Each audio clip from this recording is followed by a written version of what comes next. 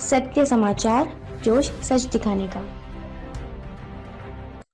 मार्च के आखिरी दिनों में कोपरनिकस एटमॉस्फेयर मॉनिटरिंग सर्विस के वैज्ञानिकों ने आर्कटिक क्षेत्र के ऊपर एक बड़ी खाली जगह देखी। अब तक उन्हें वायुमंडल में इतनी बड़ी फांक नहीं दिखी थी। जल्द ही ये एक बड़े छेद में तब्दील हो गई। उत्तरी गोलार्ध में इतने बड़े छेद से उनका सामना अब तक नहीं हुआ था।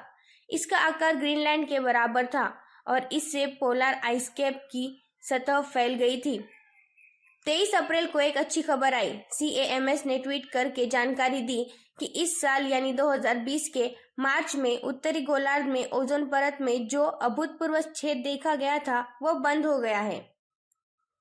दरअसल ओजोन परत पृथ्वी को सूरज की हानिकारक किरणों से जरूरी सुरक्षा मुहैया कराती है। पृथ्वी की ज्यादातर ओजोन इसके वातावरण यानी वायुमंडल के ऊपरी स्तर यानी समताप मंडल में मौजूद होती है।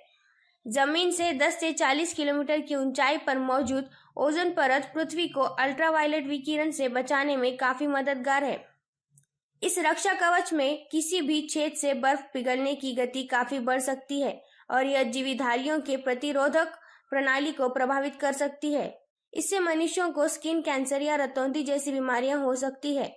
CAMS के मुताबिक हालांकि आर्कटिक के क्षेत्र के वायुमंडल के ऊपर ओजोन परत पर छोटे छेद मिल चुके हैं, लेकिन यह पहली बार था कि जब ओजोन परत में इतना बड़ा छेद दिख रहा था और यह चिंता का विषय बन गया था। CAMS ने कहा कि लगातार बढ़ता हुआ छेद आर्कटिक के ऊपर असामान्य मौसम का नतीजा था। जब तेज हवाएं बर्फीली चोटियों के ऊपर की जमा देने वाली हवाओं में लगातार कई दिनों तक फंसती रहती है तो वैज्ञानिक की शब्दावली में एक पोलर वोर्टेक्स बनाती है। यह मजबूत दबाव अपने ही चारों ओर घूमती है। इससे इतनी ताकत पैदा होती है कि वहां समताप मंडल की ओजोन में छेद कर डालती है। हालांकि अब यह छेद बंद हो गया है, लेकिन वैज्ञानिकों का कहना है कि मौसम इससे अनुकूल हुआ तो यह फिर से खुल सकता है।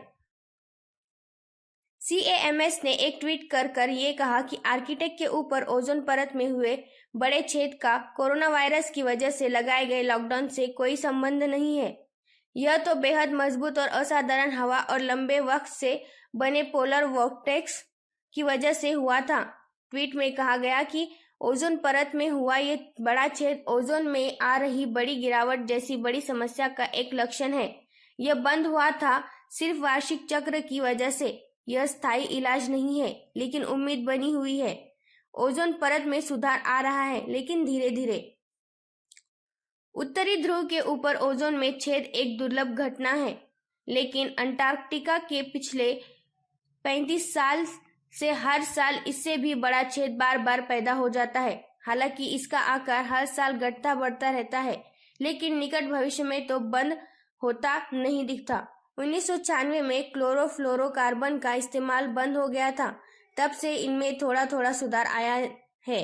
क्लोरोफ्लोरोकार्बन जैसे केमिकल का इस्तेमाल एरोसोल स्प्रे, फोम, सॉल्वेंट और रेफ्रिजरेंट्स बनाने में होता है।